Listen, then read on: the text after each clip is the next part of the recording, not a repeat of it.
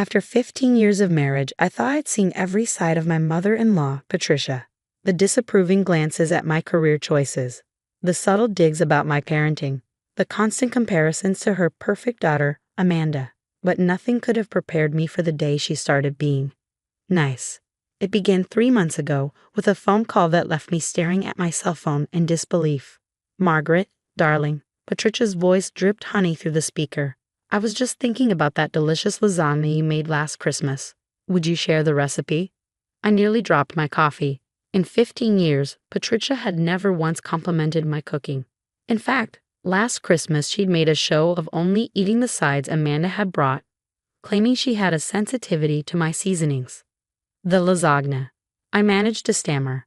"Yes, dear, and while you're at it, why don't you and Michael come over for dinner this weekend? Bring Emma too, I miss my granddaughter." That dinner turned into weekly visits. Suddenly, Patricia wanted to hear all about my work at the publishing house. She asked Emma about her college applications. She even defended my parenting choices when Amanda made snide comments about Emma's gap year plans. "Emma's mother knows what's best," Patricia said firmly, shooting down Amanda's suggestion that a gap year would ruin Emma's future. "Margaret has always made excellent decisions for her children." Michael was thrilled. "See," he'd say, beaming at me across the dinner table. "I told you Mom would come around eventually." But something felt off. Years of emotional whiplash had taught me to be wary of Patricia's moods. "It's weird, right?" I confided to Emma one evening as we did the dishes. "The way she's suddenly being so supportive." Emma scrubbed the plate with unusual intensity. "Yeah, weird." Something in her tone made me look closer. My daughter's jaw was set in that familiar way that meant she was wrestling with something. "Emma, what aren't you telling me?" She shook her head. "Not yet, Mom. I'm still figuring something out. But just be careful, okay?" The strange dance continued through October and into November.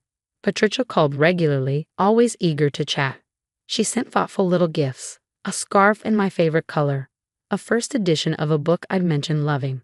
She even took my side in a family argument about Thanksgiving dinner. "Of course we'll have it at Margaret's house," she announced during Sunday dinner. "She's the best cook in the family." Amanda's face turned an interesting shade of purple. "But Mom, we always have it at your house." "Well, this year we're changing things up." Patricia patted my hand. "I'm sure Margaret will make it absolutely wonderful." I spent the next 3 weeks planning the perfect meal. Despite my lingering unease, part of me desperately wanted to believe that Patricia had finally accepted me. That after 15 years, she could finally see me as a daughter rather than an interloper who'd stolen her son. The morning of Thanksgiving dawned crisp and clear. I'd been up since 5, putting the turkey in and starting the sides. Emma came down early to help, but she seemed distracted, checking her phone constantly. "Everything okay, honey?" I asked as she nearly put salt instead of sugar in the cranberry sauce. "Fine," she said quickly, too quickly, just waiting to hear about something. Guests started arriving at 2. Amanda came first with her husband and 3 kids, making a show of checking the turkey to ensure it was done properly. Patricia arrived at 2:30, carrying a bottle of expensive wine and beaming at me like I was her favorite person in the world. "Margaret, the house smells divine." She hugged me tight. "I brought your favorite Cabernet. Shall I open it now?" I was heading to the kitchen to get a corkscrew when Emma's phone buzzed. She pulled it out, read something, and went pale. "Mom?" Her voice was tight. "Can you come here for a second?" "Honey, I need to." "Now, Mom. Please." Something in her tone made me follow her into the quiet of the study. She closed the door behind us, hands shaking slightly. "Get your coat and trust me, Mom," she whispered, glancing at the door. "We need to leave. Right now." "What?" "Emma, we can't just." "Please." Her eyes filled with tears. "I can explain everything in the car. But right now, I need you to trust me. Dad's going to meet us at Aunt Susan's in an hour. Your father, but he's not even here yet." "Because I told him to wait. Mom, please. Do you trust me?" I looked at my daughter, my brilliant, perceptive daughter who'd been watching and waiting and putting pieces together while I'd been blinded by hope. "Of course I trust you." "Then get your coat. I'll tell everyone you got an emergency call about Grandma Helen." 5 minutes later, we were in my car, Emma behind the wheel because my hands were shaking too badly to drive. As we pulled away from the house, I saw Patricia watching from the window, her face a mask of confusion. Emma, what is going on? She grabbed a manila envelope from her backpack and handed it to me. Open it, but maybe wait until we're stopped at a light. You're not going to believe what Grandma Pat's been planning. My hands trembled as I opened the manila envelope at the first red light. Inside were bank statements, property records, and what looked like private investigator reports, all with my name on them. I found these in Grandma Pat's study last week, Emma explained, her knuckles white on the steering wheel. I was looking for stamps in her desk drawer when I knocked over a folder. These fell out. The first document was a detailed report on my maternal grandmother Helen's deteriorating health. Not the sanitized version we shared with family, but the real medical records, complete with doctor's notes about early-stage dementia. How did she get these? I whispered. These are private medical records. Keep reading, Emma said grimly. The next paper was a property assessment of Grandma Helen's lake house. The one she'd promised to leave me in her will. The one I'd spent every summer in as a child. The one Patricia had casually mentioned would make a lovely retirement home during one of our recent dinners. 3 weeks ago, I overheard Grandma Pat on the phone with her lawyer, Emma continued. She was asking about power of attorney requirements for someone with diminished mental capacity. My blood ran cold as I pieced it together. She's trying to get control of Grandma Helen's assets before she passes, yes. Emma turned onto Aunt Susan's street. She found out about the lake house somehow. She's been buttering you up, trying to get closer to Grandma Helen through you. The last document in the pile was a half-drafted letter to an elder care attorney, written in Patricia's elegant handwriting. It detailed concerns about Grandma Helen's ability to manage her own affairs, suggesting that decisions about her care and assets should be handled by family members with more experience in these matters. That's why she moved Thanksgiving, I realized, feeling sick. She wanted to keep us away from Grandma Helen today. She's probably there right now, with her lawyer. No, she's not. Emma allowed herself a small smile as she pulled into Aunt Susan's driveway. Because Dad's there, with our lawyer.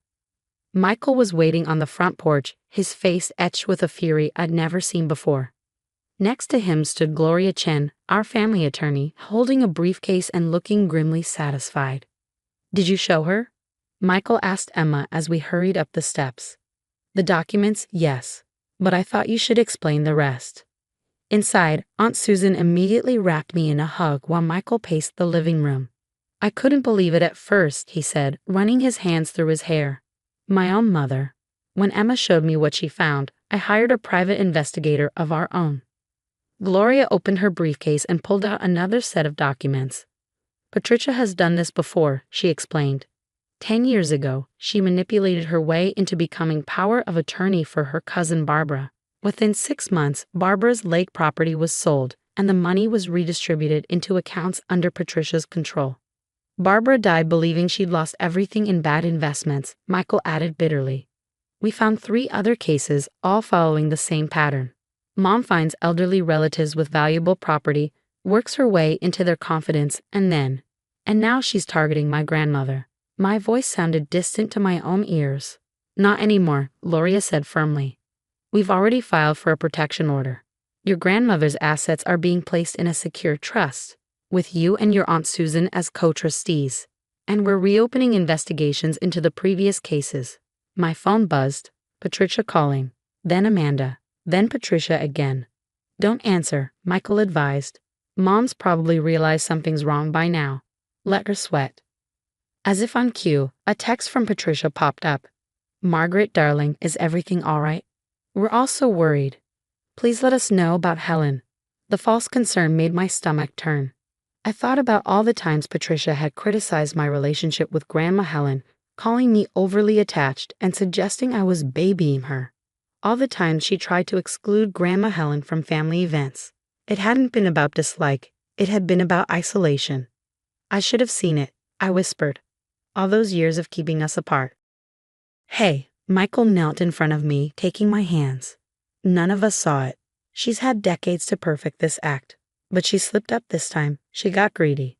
She underestimated Emma, Aunt Susan added proudly. Emma blushed. I just knew something felt wrong. Grandma Pat being nice to Mom, After 15 years of treating her like dirt? No way. More texts flooded in. Amanda, Mom's really upset. How dare you ruin Thanksgiving like this? Patricia again. Darling, please call me. I'm just sick with worry about poor Helen. What do we do now? I asked Gloria. Now, she smiled grimly. Now we go on the offensive. Your mother-in-law thought she was laying a trap for your grandmother. Instead, she walked right into one of her own. The confrontation happened 3 days after Thanksgiving. We arranged to meet Patricia at our lawyer's office, though she didn't know Gloria would be there. She swept in wearing her favorite business meetings outfit, the one she wore when she wanted to intimidate people. Margaret, darling. She moved to hug me, but I stepped back. Her smile faltered slightly. I was so worried when you left on Thanksgiving. Is Helen all right? Why didn't you tell us, Mom? Michael's voice was ice cold. After all, you seem to know more about her medical condition than her own family does. Patricia's face went blank for a fraction of a second before the concerned mask slipped back into place. I'm sure I don't know what you mean, dear. Let me refresh your memory. Gloria stepped forward, laying out the documents Emma had found. Medical records obtained illegally, property assessments, draft letters to your lawyer about seeking power of attorney, and reports from your private investigator tracking Helen's deteriorating health. The color drained from Patricia's face. She sank into a chair, her hand fluttering to her throat. Where did you? Those are private. Private? I couldn't hold back anymore. Like my grandmother's medical records were private, like Barbara's financial records were private before you drained her accounts. Barbara. Patricia's eyes widened. How do you know about? We know everything, Mom. Michael's voice cracked. The cousins, the family friends, all of it. How many times have you done this? How many families have you destroyed? For a moment, Patricia seemed to shrink in her chair. Then her spine straightened, and her face hardened into something ugly and familiar, the expression she'd worn for 15 years when looking at me. You ungrateful children, she hissed. I've only ever tried to keep this family's assets secure. These elderly relatives, they can't manage their own affairs. Someone has to step in, make sure the family wealth is properly protected. You mean stolen? Emma interrupted from the doorway. She walked in carrying another folder. I have the bank records showing where the money went, Grandma Pat. Every penny from every protected relative. Funny how it all ended up in your accounts. Patricia turned to Michael, her eyes filling with tears. Surely you can't believe I would. Michael, I'm your mother. Not anymore. Michael's voice was quiet but firm. You have two choices, Mom. Either you sign these papers agreeing to stay away from Helen and her assets, or we take everything we found to the police. All of it, every case, every victim. You wouldn't dare. But her voice trembled. What would Amanda say? What would the family think? Amanda knows, I said softly. We sent her copies of everything this morning. She's been calling for hours, but not to defend you. She wants to know if her husband's aging parents are next on your list. That was the final blow. Patricia's shoulders slumped as the fight drained out of her. Without another word, she signed the papers Gloria placed in front of her. If you come near my grandmother or any of her assets, I said as she stood to leave, if you try to contact her or us in any way, these files go straight to the police. Do you understand? She gave me one last venomous look.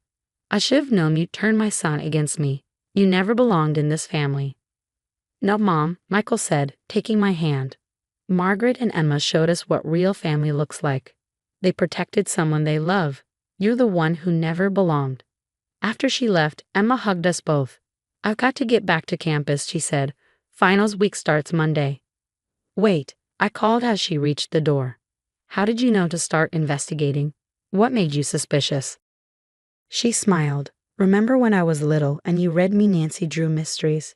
You always said the most suspicious thing is when someone changes their behavior completely. When Grandma Pat suddenly started being nice to you. Well, I just channeled my inner Nancy Drew. 1 year later, we celebrated Thanksgiving at the lake house. Grandma Helen sat at the head of the table, her mind clearer after we'd adjusted her medications. Aunt Susan carved the turkey while Emma told everyone about her first semester of law school. Michael's hand found mine under the table, squeezing gently. We'd heard through family gossip that Patricia had moved to Florida, and Amanda had cut contact after discovering her mother had been borrowing money from her children's college funds. Some days I felt guilty about breaking up the family, but then I'd remember Barbara and all the other victims of Patricia's schemes. "More pie, Margaret?" Grandma Helen asked, her eyes twinkling. "You always did make the best apple pie in the family." "Thanks, Grandma," I said, feeling the warmth of belonging, real belonging, wash over me. I learned from the best. As I looked around the table at my real family, the people who loved and protected each other without schemes or conditions, I silently thanked Patricia for one thing. Her sudden kindness had seemed so suspicious that it had set off Emma's warning bells. Sometimes I realized the worst people in our lives lead us to appreciate the best ones even more.